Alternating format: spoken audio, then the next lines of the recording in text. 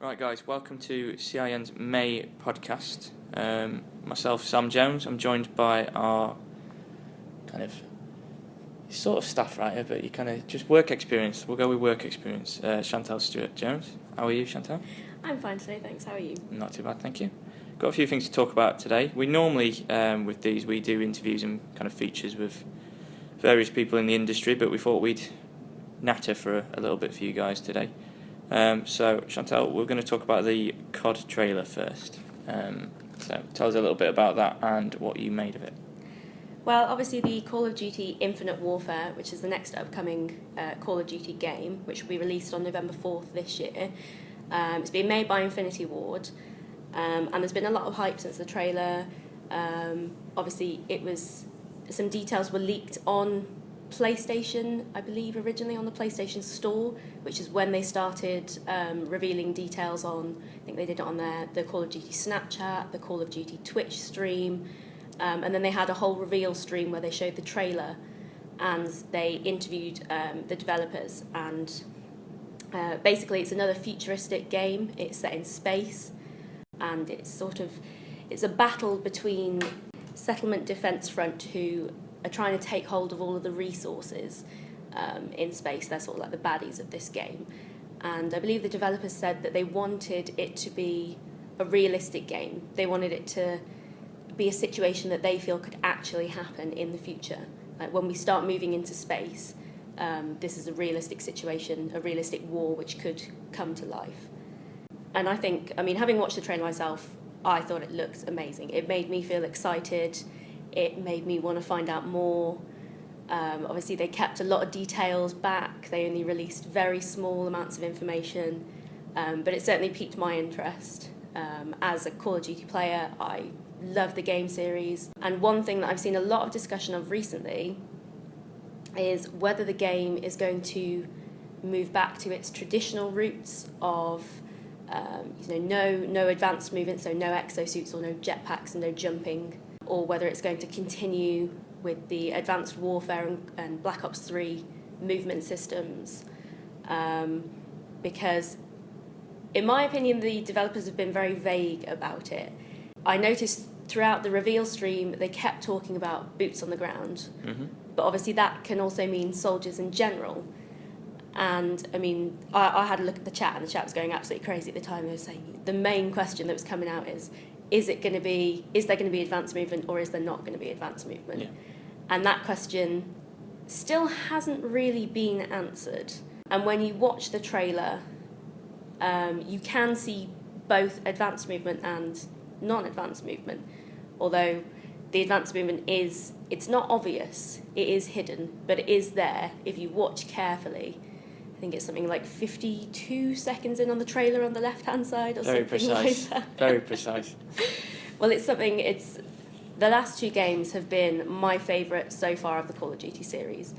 I know they've not been to everybody's tastes, but I feel that the advanced movement has really pushed the game forwards into a new area, sort of a new dimension.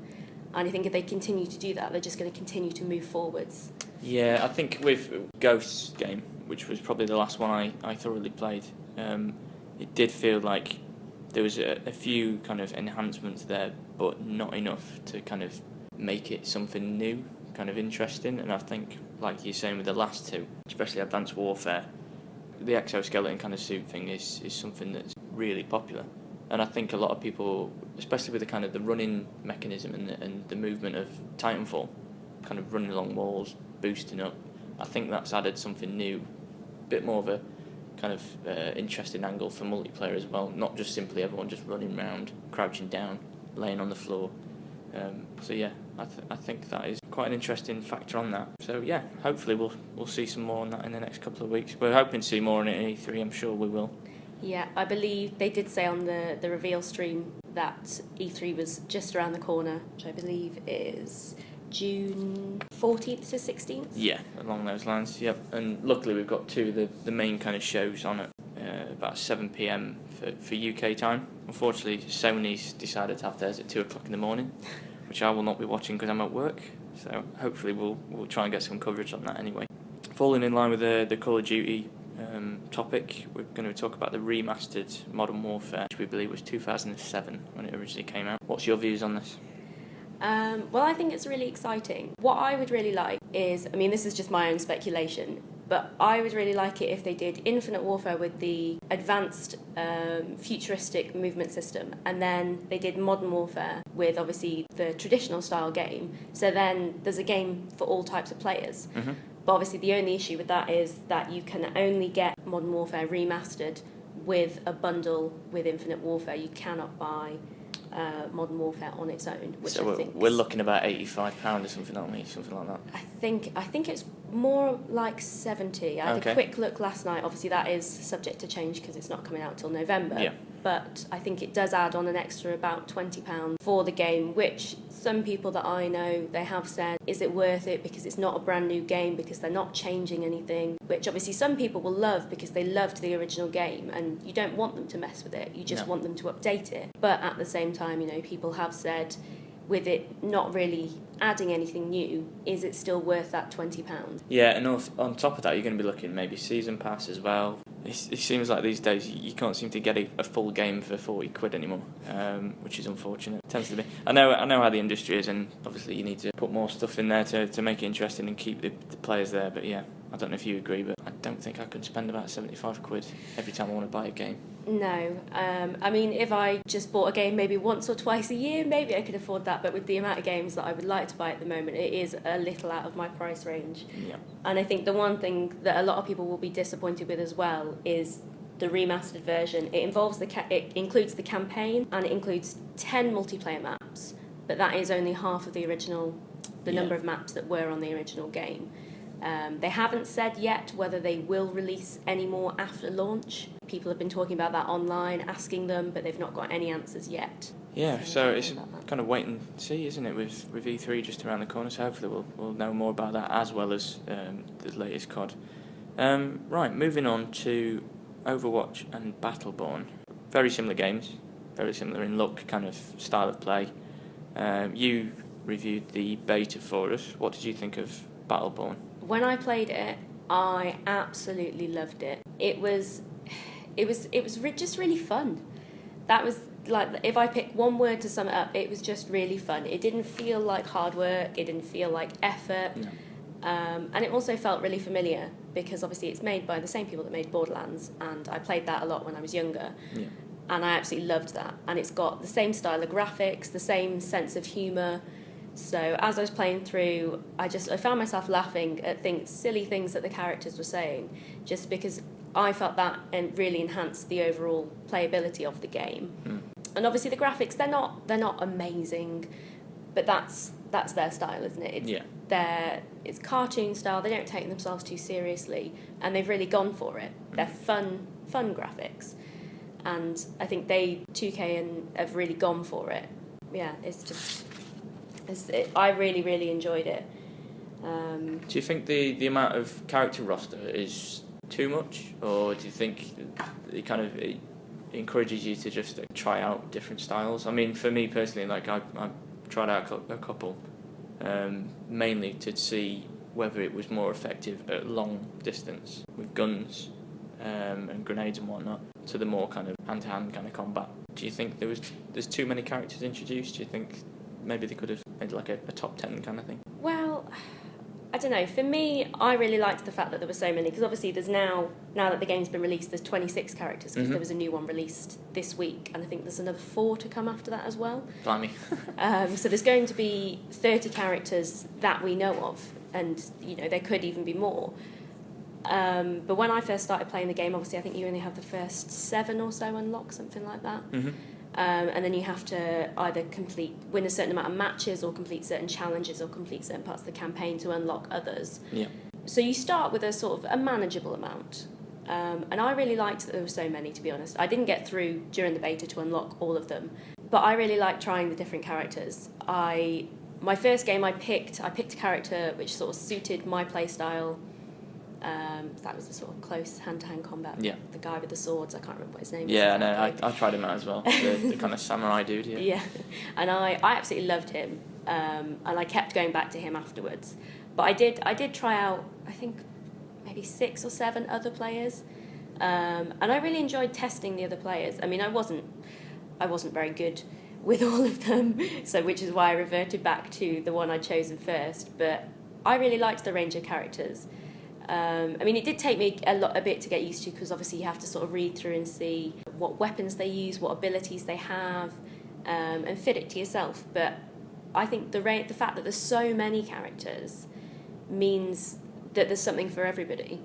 And obviously, as you keep unlocking them, you can then get characters which have a similar playstyle but may do more damage, but they may be harder to use. I think they have a rating system on which characters are easy to use for beginner players and then which ones are slightly harder, which I really liked. I mean, obviously Overwatch I think has something similar as well, but yeah, I quite liked the range of characters. Yeah, it's good. And obviously with them being quite similar, have you tried out Overwatch yet? I haven't, unfortunately, had a chance, but I have been watching a lot of people stream it, and read a lot around the game. It looks really exciting, but I think the issue for me with the look of it is because Battleborn, obviously you have to compare them because they're so similar and they both came out in the same month. But Overwatch's graphics, they are obviously cartoon style, but they don't go quite as far as Battleborn's. And for me, they're a bit in between. Like they needed to pick whether they were going to be completely cartoon style or realistic, like things like Call of Duty. And for me, they sit a bit in the middle, and so they're neither here nor there, which I found a bit disappointing because it does look nice, but I don't think it fits in one or the other. No, there's a slight kind of balance between that genre of games, but yeah, personally from what I've seen, I think Battleborn just kind of tips it a little bit. But you might enjoy both. So. I might, or other people might. Yeah. The thing that really got it for me was I didn't realise until the last few days that obviously Overwatch was released on the 24th, I believe, so it's released this week. And it doesn't have a campaign. It is multiplayer only, which I was really disappointed with because I was looking at it before it was released and I was like, oh, this looks really good. The range of characters, I think they have 21 characters. Yeah, 21 different heroes, which in a similar way to Battleborn, they have different weapons, different abilities, they have the rating on whether they're easy or hard to use. Yeah. And, I've been torn between the two games trying to decide which one I would want, and I think the thing that tipped it for me was that Overwatch didn't have a campaign. And I really liked the campaign on Battleborn, especially because you could play it on your own, or you could play it with friends or online with other people. Yeah. And because even if you go onto Overwatch's website and you read about the game, they have a whole story behind it. And I was really disappointed that as a player I wouldn't be able to play through that story. Yeah. Because it's just not included. Yeah, no, it's frustrating. I mean, there's a big request for more multiplayer access, and it is a popular way of gaming now. I mean, when I first started playing kind of PlayStation PS2 days, I mean, a campaign was enough. You'd probably play with your mate, and there wasn't really that much access, was there, for kind of online access. But the next generation, and now it has to be online. It has to be kind of out there for millions of you to play. But I do agree with you that a campaign does make a game, especially for me, because I want to see the story and I want to play through that, which Battleborn does. And it's really quirky and it kind of doesn't take itself too seriously. My main concern with Battleborn's campaign is, I don't know if you found this, is the checkpoints aren't very frequent. Yes, that was quite annoying. I did find I was playing with one of my friends and then two other people online, playing through one of the missions. I died and I got spawned so far back and I had to run all the way there. And whilst my friend was going, help me, I'm going to die, and I was like, there's nothing I can do because I'm just not going to get there in time. No. And then the same thing happened to her. She died and then she had to spawn all the way back and then run, and it was, that was a bit of a pain.